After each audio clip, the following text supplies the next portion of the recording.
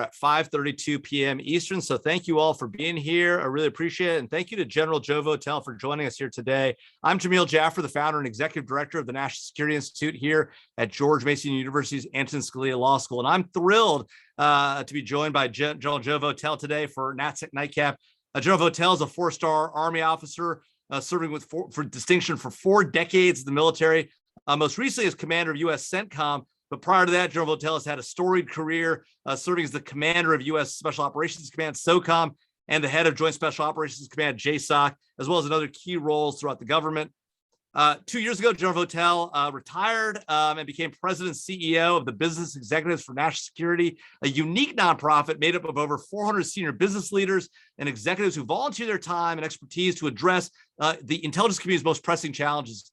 You know, during his nearly 4 decades in the military, General Votel commanded special operations and conventional military forces at literally every level. He served in combat in Panama, Afghanistan, Iraq, led a 79-nation coalition that defeated the Islamic State in Iraq and Syria. He's a graduate of the U.S. Military Academy at West Point, holds master's degrees from the Army Command and Staff College, Army War College. He's also today a strategic advisor to Sierra Nevada Corporation, which has some of the coolest aircrafts and airframes in the world. A member of the board of trustees for Nobles, where my wife worked briefly. Serves on the range of a board of other companies and nonprofits, and is a scholar at a number of academic institutes, including Harvard's Belfer Center and, of course, West Point's Combating Terrorism Center. So, you know, General, just so glad to have you here. Thank you for taking the time out of your busy schedule to be with us today. Thanks, Jamil. It's great to be with you. Thanks for the invite, and I look forward to our discussion today. Absolutely. So, General, you know, let's just start right where the news is today in national security. You know, we've seen a massive buildup of Russian troops on the border of Ukraine. We've seen tests of the Zircon hypersonic missile, increasingly tough talk from both President Putin on the Russian side and President Biden on the American side. How do you see this thing playing out? Should we expect the Russians to invade Ukraine, as a lot of intelligence analysts are suggesting? And if so, what should the U.S. do to try to deter that from happening? Well, sure. You know, I think we have to take this situation very, very seriously, and yeah, this is not a situation we can just assume that Mr. Putin and his forces are going to do the right thing in the end. This takes active engagement in this. You know, in terms of whether he's actually going to do this or not, you know, I think like many, I certainly hope that's not the case. I personally don't think it's in his interest, frankly, to do this. The devastation not only would be wrought by this, the variety of other things I think would ultimately work against the very objectives that he is trying to pursue with this. Very clearly, Mr. Putin is dissatisfied with the West's relationships with Ukraine, and right. I think I won't bore everybody with the long historical relationship to Ukraine and its, you know, historical linkages to Russia and what it means to them. I think that's pretty well established out there. But you know, clearly he is keen to unwind this, and he is using all the measures that are available to him, I think, to you know, course of measures to try to unravel this or to freeze the situation, so it doesn't progress one way or the other any further. I think we have to ask ourselves the question: is he a rational actor or is he not a rational actor? I think he is a rational actor. I think he does, in his own way, understand cost-benefit analysis. I think he has a decision dynamic that he goes through. We may not fully appreciate or understand that. We probably don't, right, and everything that influences that. But again, I don't think that it is in his interest. That said, we got to be serious about this. You know, I think the president has laid out some pretty severe economic sanctions that would occur in the case of this. Those are, right, I think those are important to get out there, and certainly an important part of our approach. But, you know, I think as many of us appreciate with deterrence is that you can't rely on just one thing. So we have to have military capability. We have to have everything else, the informational piece, the diplomatic piece, has all got to be done, and it's all got to be believable and right, capable of backing up. If we're going to rely on economic sanctions as our principal piece, we've got to be able to back it up with other things that we can do when he chooses to step across that line. Yeah. So, I think that's where we are right now. I think it's really, really important for us to have a comprehensive approach to how we're trying to deter his further actions. So let's talk about that. I mean, this is I think the hard question the administration has struggled with, and that frankly, prior administrations struggled when it comes to Vladimir Putin, whether it was President Obama in Crimea or President Bush when it came to Georgia when I was in the Bush administration. How do we? I mean, look, economic sanctions clearly are not deterring Vladimir Putin, right? Even the very stringent ones that the Biden administration has talked about, the potential prevention of the Nord Stream 2 pipeline from coming online, all the challenges associated with that, of course, given Germany and our allies' reliance on natural gas from Russia. But what is it about? What is it that will move the ball with Vladimir Putin? Is it casualties? I mean, clearly part of what he's trying to do, or at least I think, and I'd be interested in your thoughts, is trying to buttress his base at home and demonstrate that he's strong abroad. If he starts suffering casualties abroad in Ukraine, will that weaken his support at home? And if so, is that one way that we might be able to modify his calculus by empowering the Ukrainians? That's been one theory. It recently came out that the Biden administration has sent more military supplies than had been previously known to Ukraine. Is that enough? Do we need to do more? Do we need trainers there? And if so, does that get dangerous? Yeah, no, I think you're actually hitting at what really would undermine him, and that is his support at home. To the extent that that's possible here, that the Russian people would not tolerate this any longer, whether it is through casualties or through economic ruin that rains down upon their own country and their other interests here, and further ostracizes them in the international the spectrum here. And I think that is exactly it.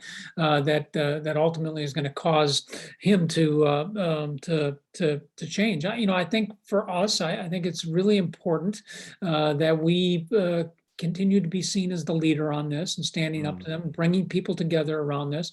I think it is important to provide this support that we're providing to the Ukrainians.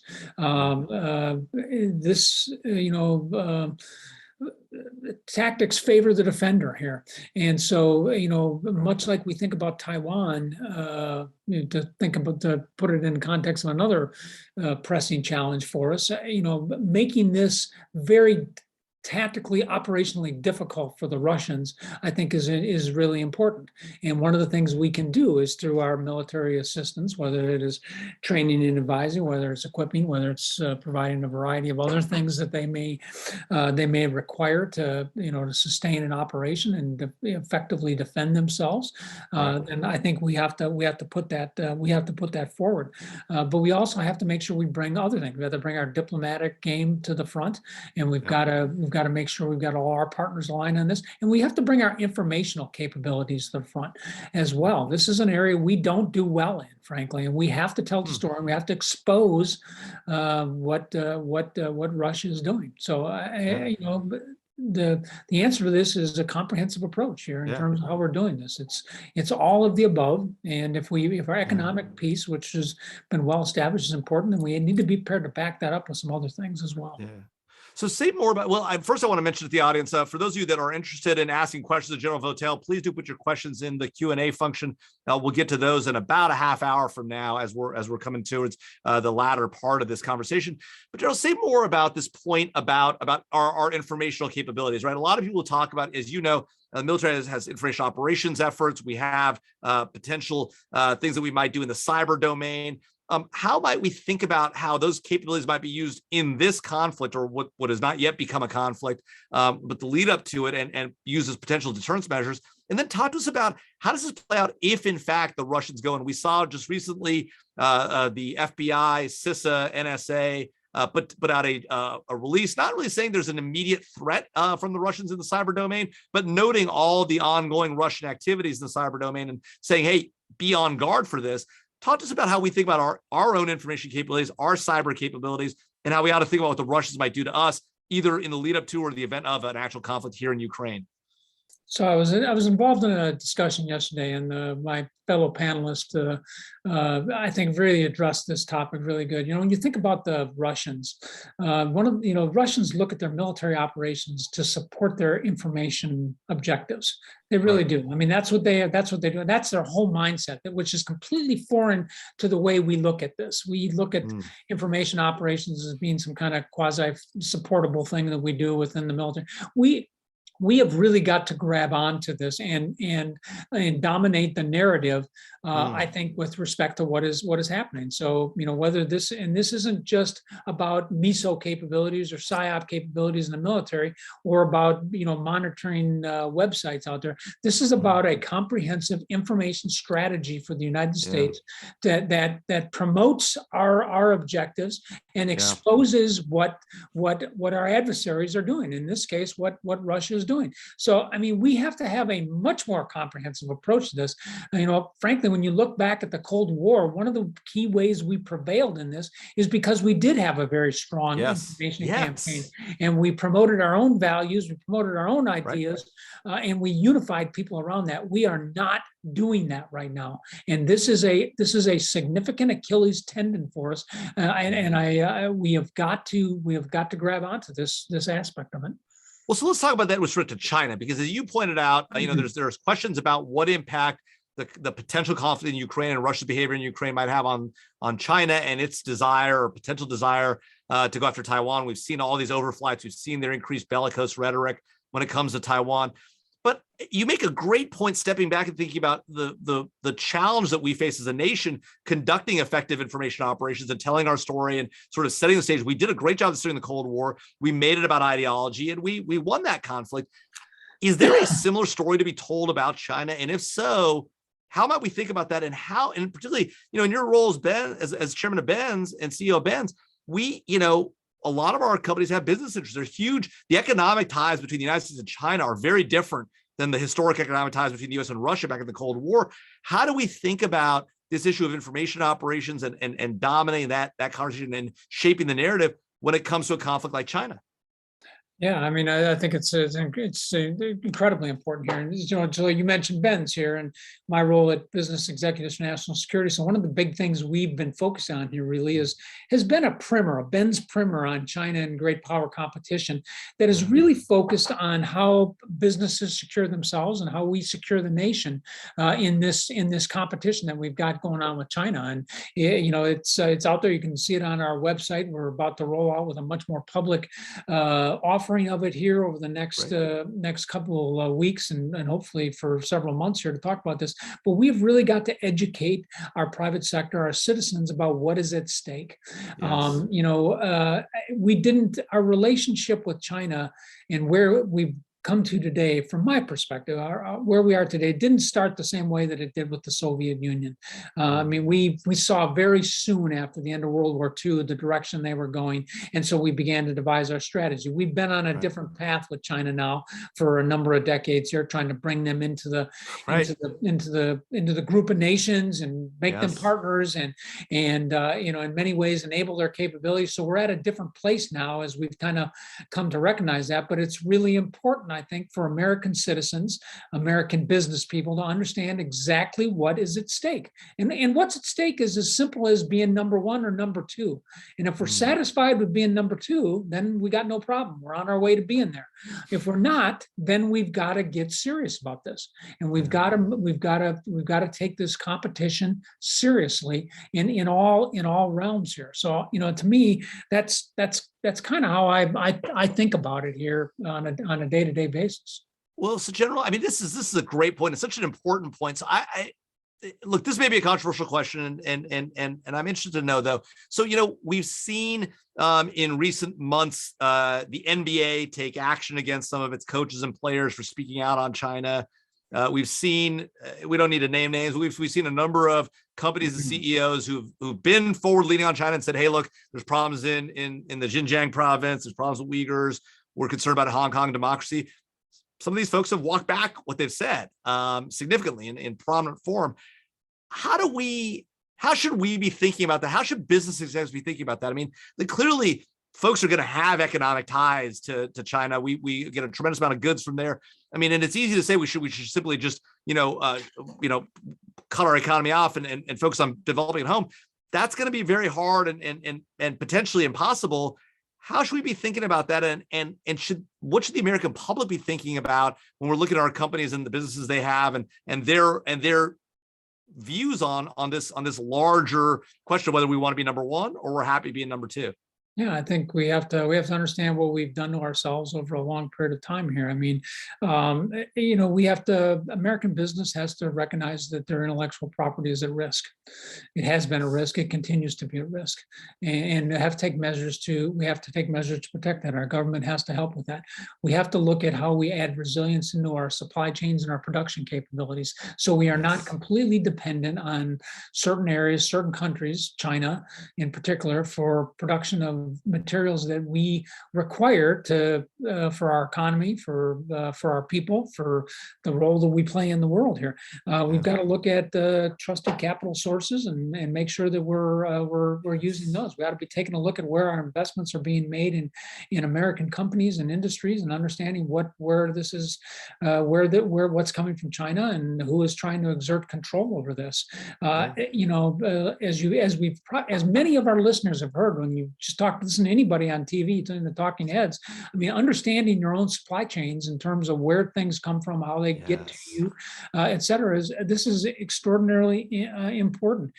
It's really important for the United States government, for the private sector, private industry, to come together on things like dual use technology. It's so important for companies to be willing to share that with the U.S. government. I mean, when we have difficulties within our own lifelines here, I mean, what does that say about this whole effort? So I just, and we have to speak collectively on this. We have to get aligned. Again, this is not the Cold War.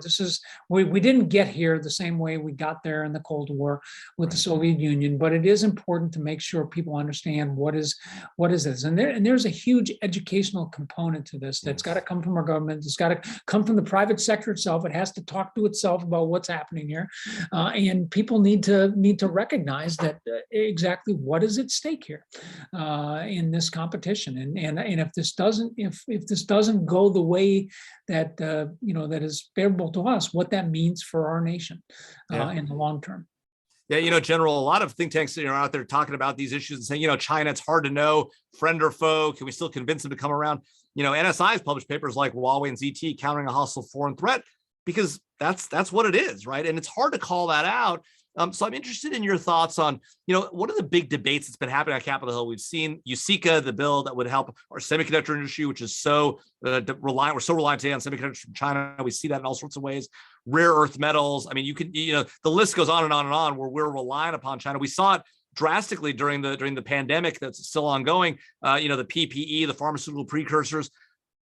As we think about, what the government and industry might do together, people talk about public-private partnerships all the time. Does the U.S. need an industrial policy to compete with China effectively?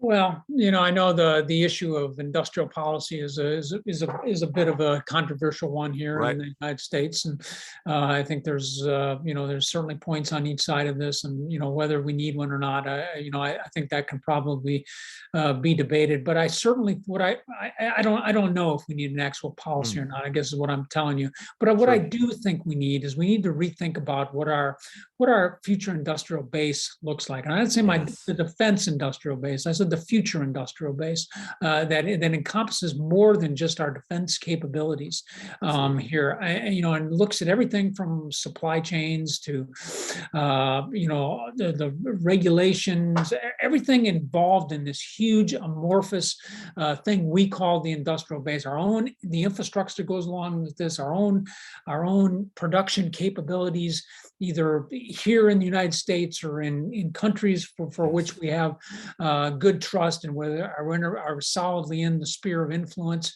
and aligned with us. I mean, I just think we really have to think through these type of things. And this includes things like the talent base, how we develop the future national security and private sector workforces that are really going to keep us out there on the cutting edge. We've got to come to grips with some of these emerging technologies, whether it's artificial intelligence, machine learning, and how we're going to control these massive data stuff. We've got to address the issues on information or disinformation, misinformation, and all of this. So there's a huge piece on this, and it really does kind of come down to what I describe as kind of the future industrial base. So how do we set ourselves up so that we can remain competitive here and going forward?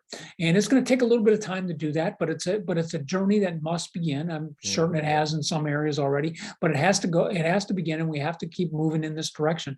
And this is a really important priority for us at Business Executives for National Security, and we're really looking forward to unwinding this. And there's many that are doing stuff in this area. So, as you suggest, with the great work at NSI, we got to pull together all these great ideas, these great people, and get add some coherency to all of this.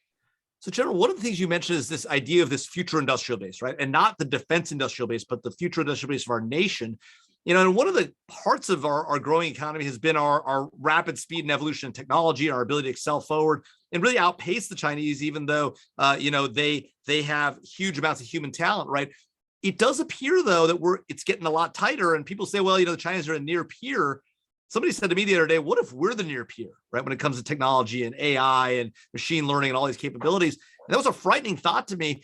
And, at the same time, we're seeing a lot of criticism of the American technology industry today, political on both sides, right? Everyone's got concerns, and you see these bills going on in Congress. How should we think about what is America's edge, in this new world going forward, right? Is it technologies? Is it something else? Where do we need to be thinking about? Where can we sort of retain that or regain that number one status against the Chinese? Is it technology? Where is it?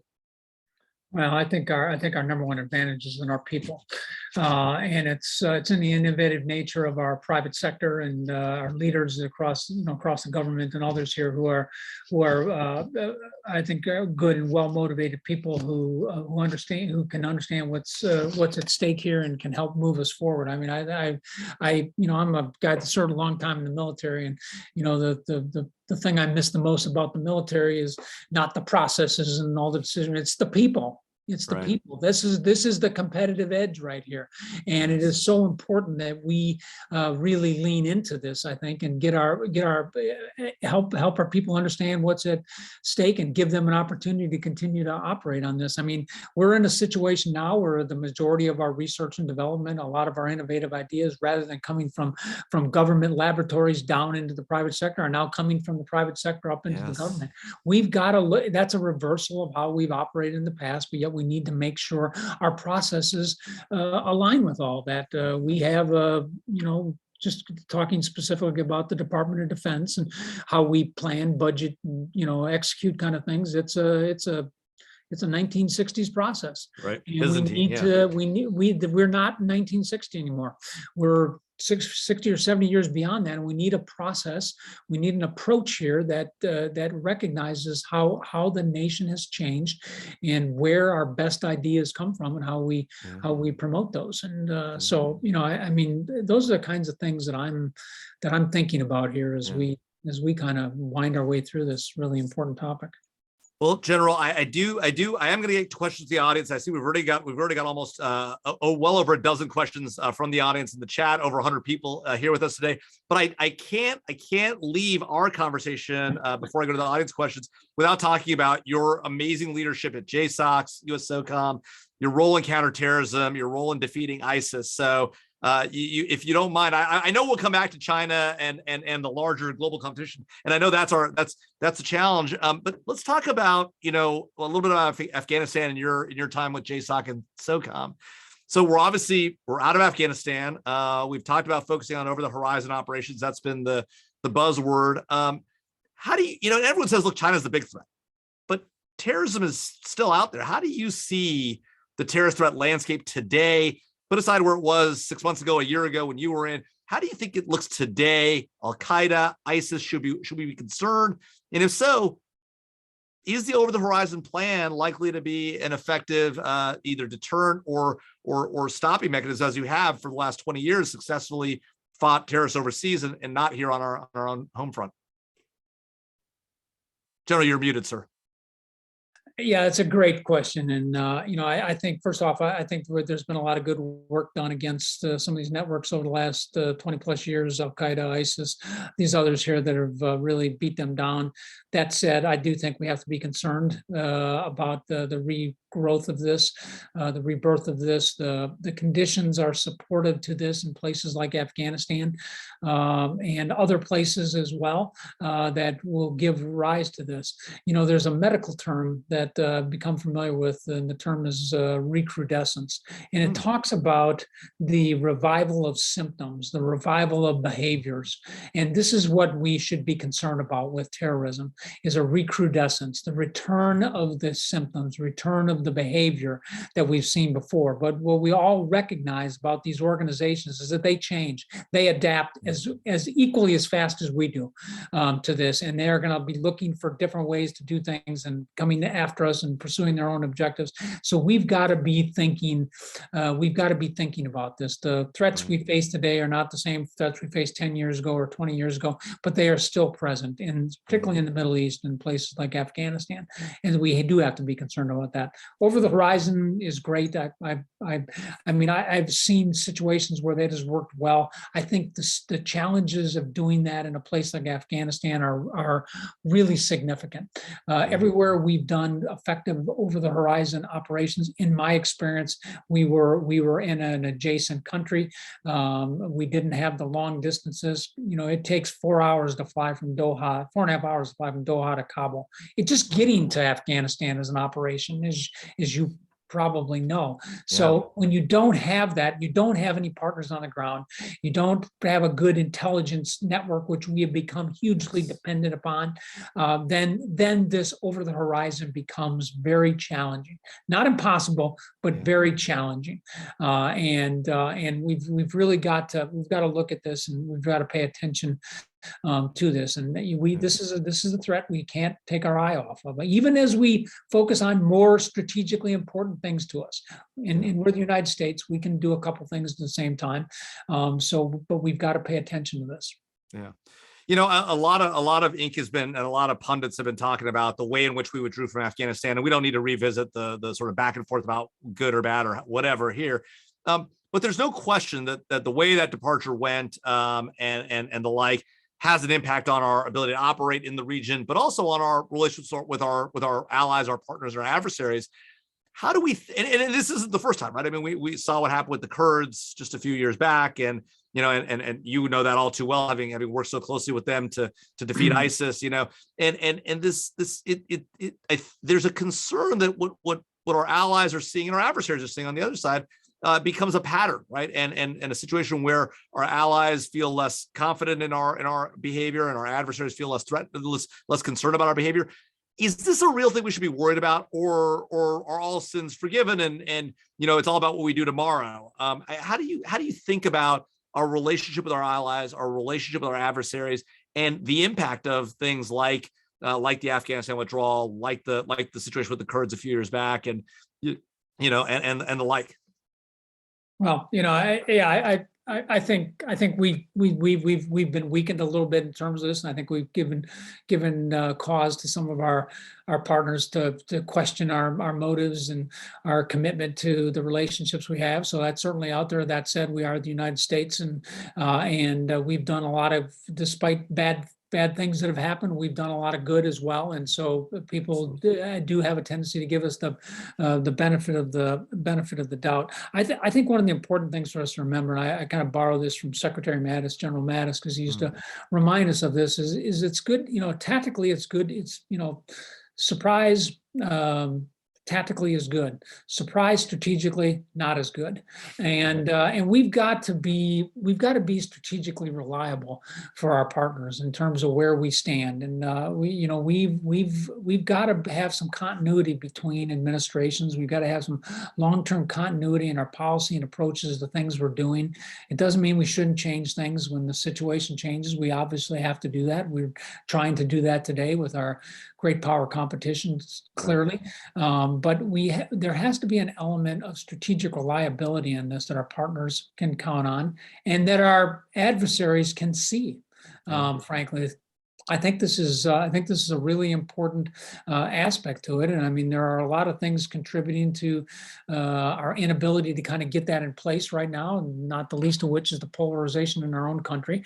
Yes. Again, I don't want to get into all that, but this idea of strategic reliability, I think, is really, really important. We got great leaders out there. I have no doubt that, and they're going to get out there and double down, and we're going to work relationships and everything else, and that's important. I would just throw one other thing in on this is that, I think what's really important, and we really have to think about this, if you're in any competition that you step into, whether it's ping pong or whether it's a great power competition, the first step is showing up. And we've got to have people in place. So we've got to have ambassadors confirmed ambassadors into places that are everywhere, but especially places that are really important to us, yes, where our interests are being challenged. And I say that not to diminish the roles of our charges and other diplomats and other people that are out there and in acting positions. They're great Americans doing great work, but we really have to address this. We have to yes, get our team in place so that we can really compete. And I think that's a really important aspect to this. Yeah. No, the process certainly is broken and has been broken for a while in the Senate, and getting nominees through. It's been a real challenge. And now we see continued conversations about what the Senate's going to do and what are they going to change the rules and the like. And you point out the polarization. It really is hamstringing our ability to be effective in the world. I want to talk a little bit about JSOC. Then I want to talk about Ben's. Then I want to turn to audience questions. So, you led one of the most storied forces as a commander of JSOC. These tier 1 units that everyone's now heard about. It used to be that we could only talk about these things in skiffs, and the capabilities that the U.S. government has. And now, some of these have come out publicly and have been discussed publicly. Talk to us about the role of JSOC in the war on terror, these tier 1 units in the war on terror, and the role they're going to play going forward. How do you see the tier 1 units and the parallel capabilities at CIA and their paramilitary units? How do you think about the capabilities of these forces that are so effective and so valuable in the modern environment? Well, as we talked about a little bit ago, I mean, the strength of these types of organizations isn't just in their hardware and in the processes they do. It really is in the people and the leadership that they have that have really kind of led us forward. So I think one of the important roles that organizations like JSOC and others that are part and associated with that broader SOF community in particular, I'm very parochial to it, obviously, but I think we played a role in helping push forward. I used to think of as a JSOC commander, I used to kind of think of us as accelerators. Our job is to get things going, bring people along with us, and create action. That's what it is. One of my successors there, Scott Miller, used to talk about the need for when he was a JSOC commander, need for them to be what the nation needs it to be, whether it's the greatest counterterrorism force or somebody that is very effectively operating in the gray zone or doing something else that the nation needs, something that highly adaptable. And I think these kinds of things are really, I think, where this organization has made the deepest and most lasting contributions to the nation. I was on a call earlier today with a number of college students. One of the questions, and I was not expecting it, they asked me to explain F3EA. Now, many of you kind of understand this is find, fix, finish, exploit, analyze, disseminate, the whole process that we use. And they weren't sure what it meant, but they wanted me to understand that.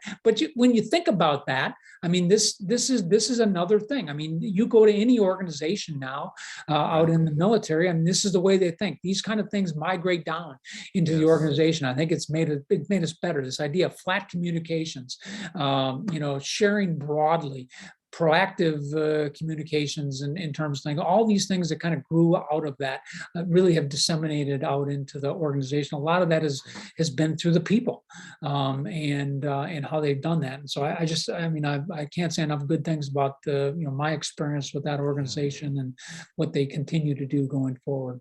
Yeah. Well, speaking of people and the importance of people and the importance of leadership, you run now an organization of 400 senior executives, CEOs, and the like in the private sector, but very committed and focused on helping our national security and our intelligence community. Now that you've been in that role for a couple of years and Ben's is approaching its 40th anniversary, talk to us about the role the organization plays today and how you see it going forward. Yeah, so thanks. I really enjoy this working with this organization. Got a very simple mission statement: serve the nation's interests by sharing business, private sector expertise, experiences, best practices with our government partners to make them better, all for the purpose of improving this very strong relationship between prosperity and security that has served our nation so well. And I mean, that's the very simple mission. There's no business development. We're not going to try to sell you anything. It's a complete pro bono organization. These people these executives care about the country, and that's what makes this so satisfying. But I think what I see today is that many of the challenges that we see in the private sector are similar to the challenges that we see in the national security enterprise. And as just one example, just look at workforce development. How we recruit, retain, sustain, take care of the kind of quality people that we will need, that are high tech, that can operate in these emerging technologies, can be adaptive. We are all competing for the same people right here. So sharing ideas and on that type of stuff with our government partners, I think is really, really important. And Ben's does that. And they're really focused on doing that. We undertake project work in a variety of different areas where we try to pull on private sector expertise and share it with our government partners for the purpose of trying to make the government approach better, more effective. If you're going to get bin Laden in Assadabad, nobody really cares how much that costs. But the fact of the matter is, a lot of what happens in the national security enterprise, intelligence community, Department of Defense, law enforcement, Homeland Security, is in fact business. Right. And so there's just so much that can be shared with this. Beyond all of this is this inextricable relationship between prosperity and security, and the important role that business can play in contributing to our national security objectives. It shouldn't be lost on anybody when you look at things like the Marshall Plan. Marshall Plan wasn't run by the military, it wasn't even run by the Department of State. The leadership in the Marshall Plan was provided by the American business community. It was American business executives that went to Germany, that went to Japan, that helped lead this effort, helped to guide this effort, rebuilt the industrial capacity of our former adversaries and brought them back into the family of nations here. So business has an extraordinarily important role to play, and it's our passion to make that connection, to really be a force that can help bring that capability to our national security objectives. It's a great point. I'm sure a lot of folks don't know about that history of the Marshall Plan and don't really understand the critical role that American industry played in this space. I do want to go to questions, to be honest, but before we do, just one last question. Just, you hit on this really important point that I think is really interesting, this idea, this connection between prosperity and security. We often think about these things not as being aligned necessarily, but security costs a lot of money and it's hard to do, and it's in tension with our freedoms and our liberties. And yet, at the heart of all of that and the way we succeed as a nation is our prosperity. How are those two things aligned, and how do we ensure in this time of significant domestic discord we remember that those two things are so closely aligned? Well, I think we're a capitalist nation, and that is kind of our ideology here. So I think the way I think about this is that where we have strong relationships, where our influence is great, and where that situation is created by our military relationships, by our strong diplomatic activities, by our informational capabilities, by our economic investments, we prosper. When the nation is strong economically, and when we're prospering, we are doing that in areas that are secure, and we are more secure from that, and we stand in a better position to continue to be the global leader, and to be a force for good. Prosperity and security give you the opportunity to do the right thing, I think. Right. And I think that's just a really important aspect of kind of the American approach here. So yeah, absolutely. So, gentlemen, turn to questions to the audience. So I see Ambassador Cindy Corville, who was the first U.S. ambassador to the African Union, asked about Vladimir Putin, and back to where we began. She assesses that Vladimir Putin's playing the long game. To what extent to what extent do you believe the U.S. and NATO will be willing to deploy forces at the border? Are we willing to train and equip in a timely manner?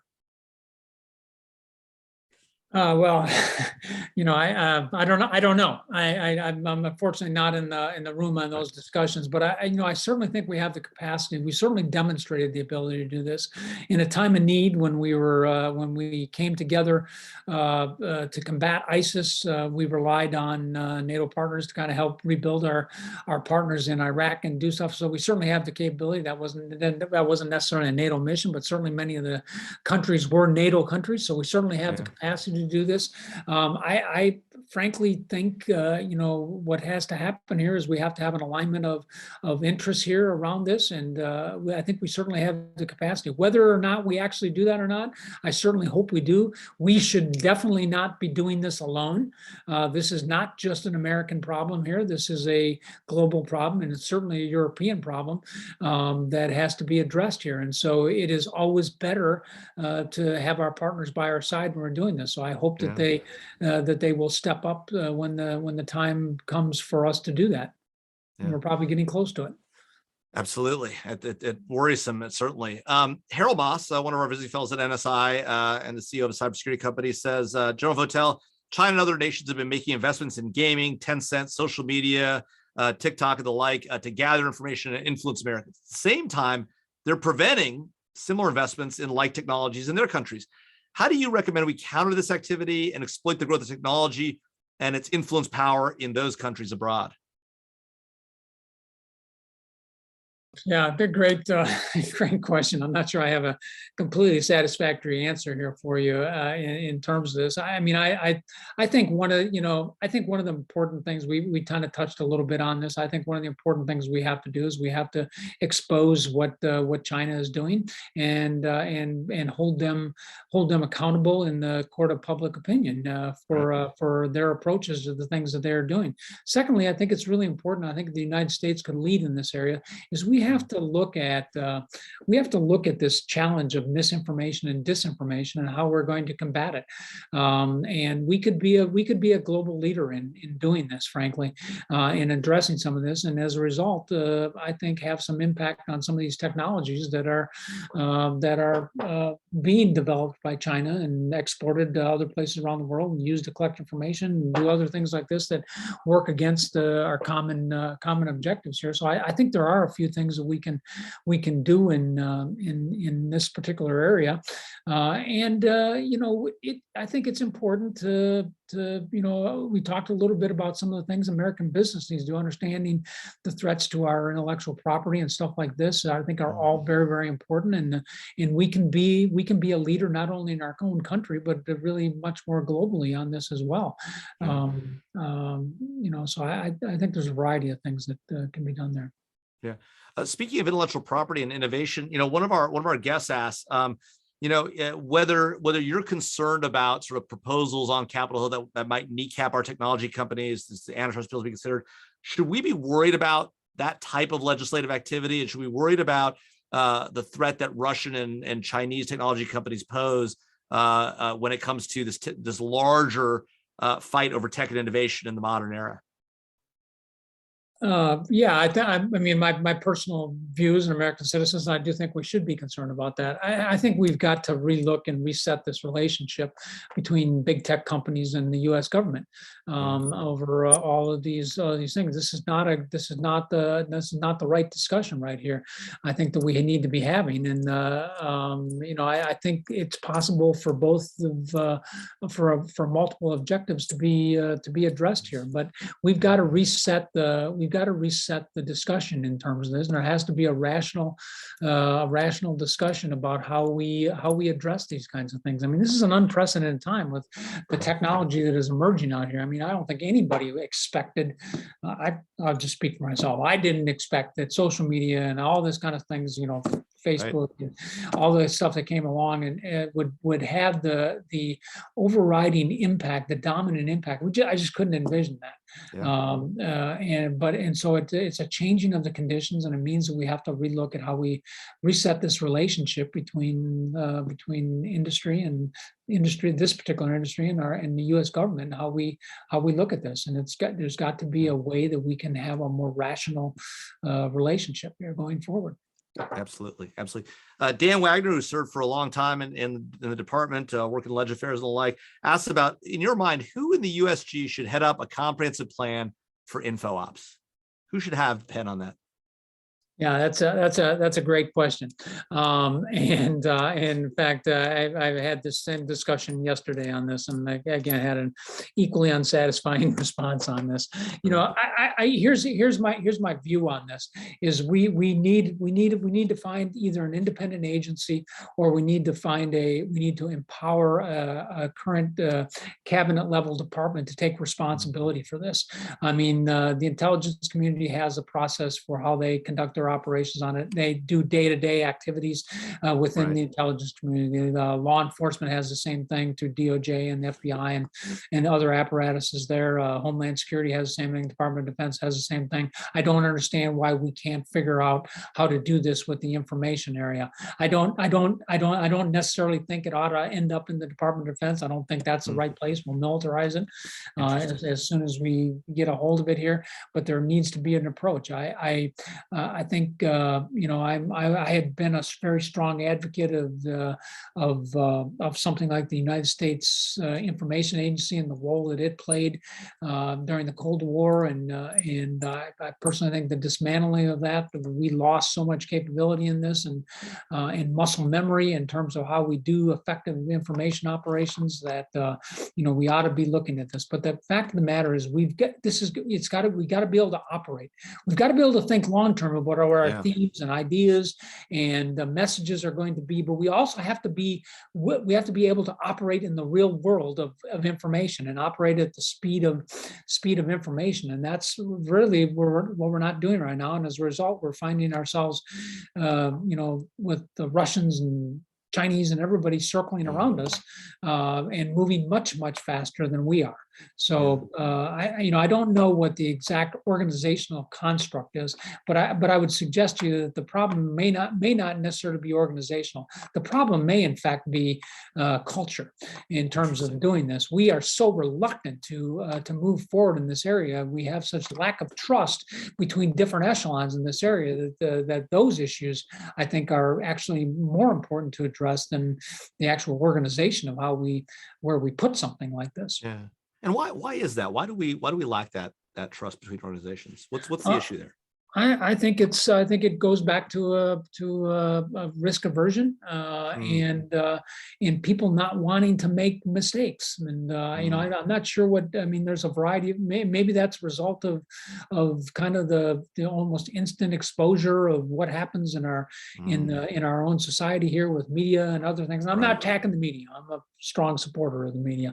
In this, I'm not saying that. But it's out there, and you're under the constant microscope of things. So people oftentimes aren't incentivized to act and to take risk in terms of things. Right. We've got to address that. We've got to do that. One of the concepts I talked about very frequently as a military commander was this inverse relationship between decision making and risk holding. And the idea is to get decision making down to the lowest competent level, not just the lowest level, the lowest competent level, to make a decision on. A person who sees it, understands it, is in the best position to make a decision. Ought to be able to do that. And the headquarters or the offices or the departments above it need to be prepared to accept the risk associated with that. And that's what's got to happen. We've got to be able to trust people with this. It really relies on communication moving up and down and kind of building the muscle movements of trust between multiple echelons. And I just don't think we have that to the degree with which we need it right now. Yeah. It's funny you say, at the Reagan Defense Forum 2 years ago, Jeff Bezos actually talked about this exact point about the difference between two-way door problems and one-way door problems, that CEOs spend too much time on two-way door problems where you can reverse what you've done and not enough time on one-way door problems. And they should really push all the decisions on two-way door problems down to the lowest common level. So it's a great point and a real learning there that industry can bring to bear on the government. Barbara Fast asked a question about our alliances, and she wants to know whether we have the right alliances to address challenges both in the Middle East and in particular in the Pacific, in the Indo-Pacific region. Do we have the right alliances in place, and which ones should we strengthen? What's your thought on that? Yeah, great. Well, first of all, hello to my good friend Barbara. Good to hear from you, Barb. Well, I don't know. I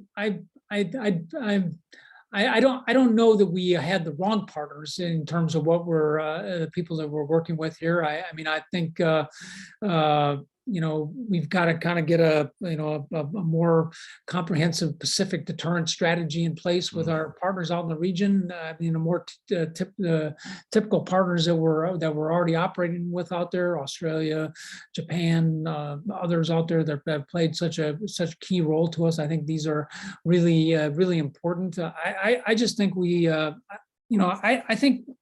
I don't know that we necessarily need to change who our partners are with these types of things. I just think we need to deepen these relationships, and we need to drive people together around common strategies and things. When you look at a place like the Middle East, I think there is a changing dynamic there, and maybe there is a little bit of a different approach there, particularly with the Abraham Accords and the opportunities that this provides us. We're early on in this.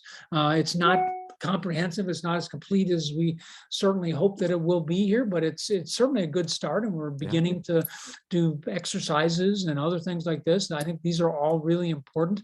There are organizations out there that are doing some really good work on what the opportunities are that are going to be afforded by the Abraham Accords, and those new relationships that are going to be developed here.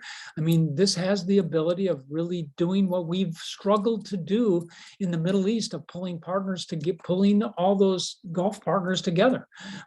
This might be a juggernaut, or might be a catalyst for doing that in a little more effective fashion. So I don't know that I really can't think of a different approach to partners that we might want to work with. There may be some different approaches to this that we can consider down the line. I don't think we're looking at the Middle East, NATO, or anything like that. Although there has been some discussions about that. I do think it would be important in the Pacific to more solidify our relationships in the area. Someone reminded me the other day, it's been 60 or 65 years since we've actually approved a treaty with other nations in terms of this. We got a pretty pressing problem here. Maybe there's a need to do something more structured in terms of how we look at that. Yeah, interesting. So Amanda Norman, going back to the question of leadership and the difference between in the field and headquarters, and you have the experience of having served as commander of JSOC and as the commander of the U.S. SOCOM at headquarters. What are the attributes that made Amanda asked, what are the attributes that made JSOC so successful during the global war on terror, and where did headquarters fall short? So just to make sure I understand the question, can you just say it again there? JSOC so successful during the global war on terror, and where did headquarters, whether you want to talk about SOCOM or big DoD, right? Where did headquarters fall short, and why were these small units deployed forward, able to move so rapidly, innovate so rapidly, take the action they did, and why can't headquarters figure it out? Well, I don't want to. That's my spin on it. That's my spin on it. Okay. Yeah. So I think there's a mindset in the soft community. I think that's been well cultivated in there. That is a bottoms up. It's a bottoms up decision making process, and you get people at the operator level involved in decision making and involved in the design of operations, and that's a whole mentality with Right. that. General McChrystal, as the JSOC commander, was quite famous for doing these so-called whiteboards where he went down into organizations and really brought in the operators to do this. Right. That we talked a little bit about F3 EAD a little bit ago. I mean, I've actually had an opportunity to see the napkin upon which that was drawn by an operator to General McChrystal and how that got formed. So, I mean, that whole idea, the bottoms up approach, I think is really what is really the strength of these small organizations and listening to people. As we were trying to combat the use of UAVs by ISIS in Iraq, I mean, we were screaming to try to get capabilities brought in from the services and everything else. And I went out to a fire base one day, and there was an NCO from the 82nd Airborne Division. He took one of these pieces of equipment we brought and he put it on the mask of a vehicle and made a few modifications to it and innovated on the spot and had something very, very effective. So in many ways, a soldier's way kind of saves the day. And this idea of innovation at a small level, and that's innovation in tactics and technology, but also in thought as well. And I think this is a real advantage that we added to this. And if there's any kind of criticism, I mean, the headquarters are difficult to move, and they're big, and it's more of a top-down driven approach to this. I don't want to say I was not well supported by them. I mean, my motto is the CENTCOM commander. I always remind my component commanders and JT, we're going to be the best 4-star headquarters you ever saw, the best higher headquarters you ever saw. Where you're going to be telling us, hey, don't support us so much. You're giving us so much support. Right. You got to have that attitude, frankly, and you got to be focused on that. And so I mean, you got to overcome the inertia of big headquarters and the decision-making paralysis that goes along with all of that, and you got to be more, be willing to move. I felt CENTCOM headquarters was quite good at that, frankly. Yeah. It really is amazing how many of the parallels that you just described happening within CENTCOM and JSOC and big DoD and the like, how much they really parallel innovation in the private sector and the role that CEOs play and the difference between a good CEO and a less successful CEO and a successful organization, a less successful organization. This idea of risk taking and being willing to fail often and fail fast. That is the hallmark of these specialized units in JSOC and the hallmark of our really successful startup community. So it really is important. General, I know. Sorry, go ahead, sir. No, I think that's an excellent point. Experiment a little, learn a lot, and move forward on that. And I think you really captured it well, Jamil. Well, General, look, we've got more questions that we can answer. Unfortunately, I would love to keep you longer, but we've all got things to do, and I promise you we'd end at the half-hour mark. So, sir, thank you for being here with us. Thank you to the audience for being here. Over 100 people the whole time. Just as we come to an end, I want to highlight a few things. Right. 1, thanks for joining us tonight. 2, please join NSI for our next event, February 3rd at 5:30 p.m. Eastern, with Dr. Amy Ziegert, one of our advisory board members, for discussion of her new book, Spies, Lies, and Algorithms, the History and Future of American Intelligence. You can register. There's a link in the chat box. And don't forget to follow us on Twitter, at Jamil_N_Jaffer, at Mason NatSec. Follow us on LinkedIn. Check out our podcast, Fault Lines, Iron Butterfly, which features amazing women in the intelligence community.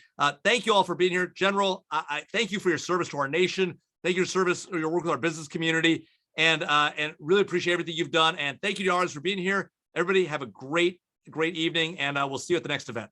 Thanks all.